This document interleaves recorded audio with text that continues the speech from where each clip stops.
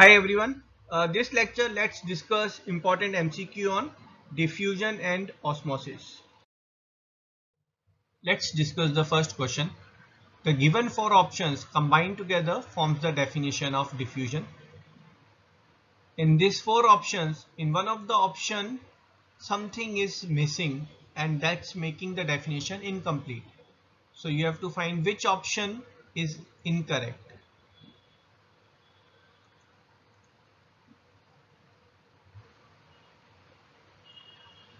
Well, some particular word is missing in the first part, that is diffusion is movement of solute particles. Pause the video and try to make out what is incomplete in this statement.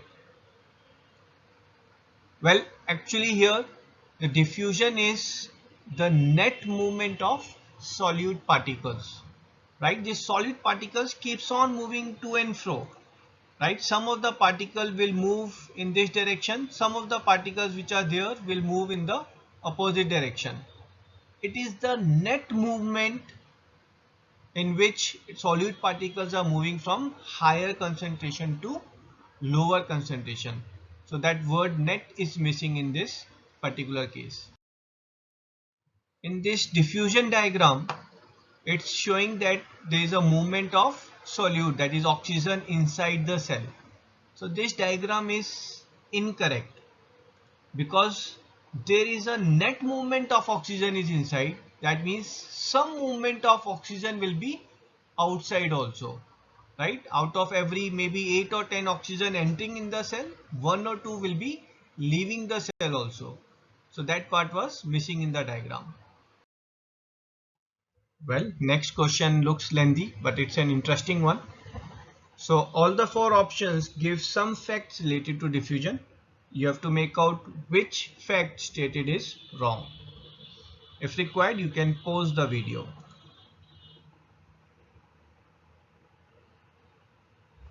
Well, the first option is wrong.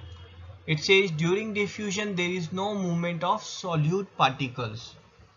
So during diffusion, all solute and solvent particle, everything is moving.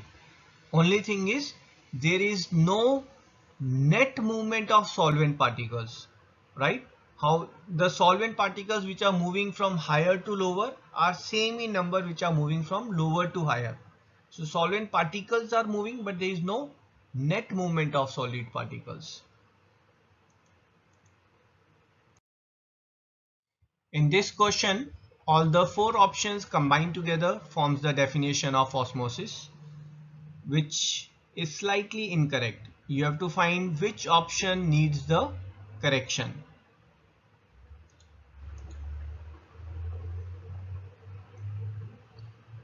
Well, the correct answer is option B. Here it should be across semi-permeable membrane, right? Permeable membrane does not give effect to osmosis. So we have got cell wall is here, which is a permeable membrane which allows everything to pass through it. Here we need for osmosis a semi-permeable membrane which allows something to pass and other things it stops. So it basically doesn't allow solute to pass through it.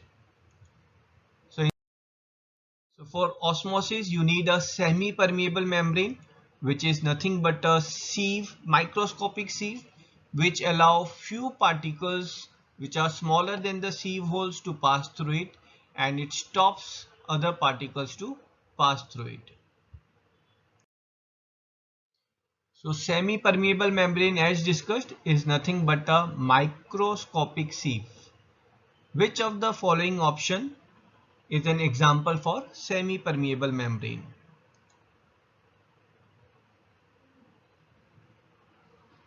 Well, all these options are example of semi-permeable membrane.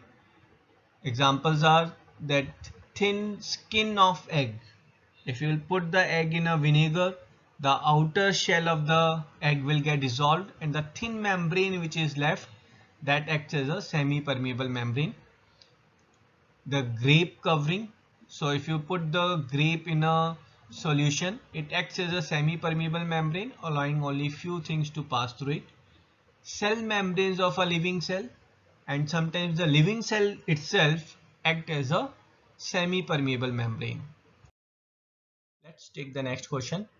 So in this beaker we have got this red line representing a semi-permeable membrane. If we leave the beaker for some time undisturbed, which of the following will occur? Find the correct option.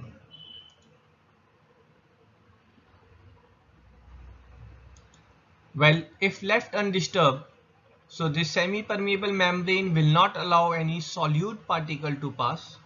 So to achieve the equilibrium or to have the same concentration, the solvent will pass through semi-permeable membrane, and the solvent will go where the solvent concentration is high, towards the direction in which solvent concentration is low. So basically the solvent will go from A to B and the level of B will increase. So this is the final equilibrium which will be achieved.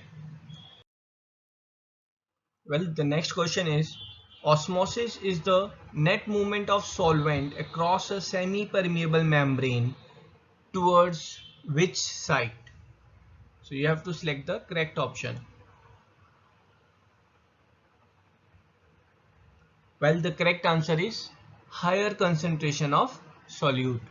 So it's the movement of solvent towards the direction in which solute concentration is high, or you can say solvent concentration is low, so that the equilibrium will be achieved. This is an interesting question. So seeing the diagram, you have to find which of the following process is taking place. Is it diffusion, osmosis, or both, or none of these? Well, the correct answer is this picture is depicting both diffusion and osmosis. So if you look at the red solute when it's passing on the other side, so that's an example of diffusion, right? If you look at on this particular side, if you look at the solvent, now this solvent is moving from the left side to the right side.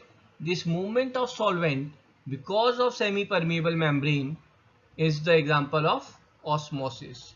So this picture is depicting both diffusion and osmosis. So among diffusion and osmosis, which of the following results due to Brownian motion, that is random motion of all particles?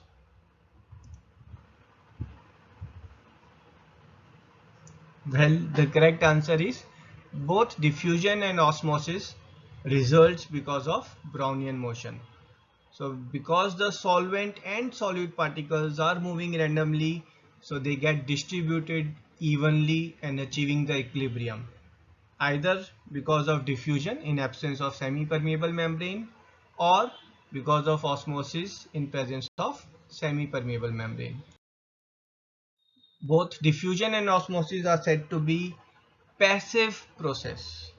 Now what does this word passive means with reference to diffusion and osmosis? Well, as most of you must be aware about it, so we have two processes, passive and active. So in passive there is no need of any energy. So for diffusion and osmosis we don't have to spend any energy. In case of cells are not consuming ATP for the diffusion of oxygen and carbon dioxide.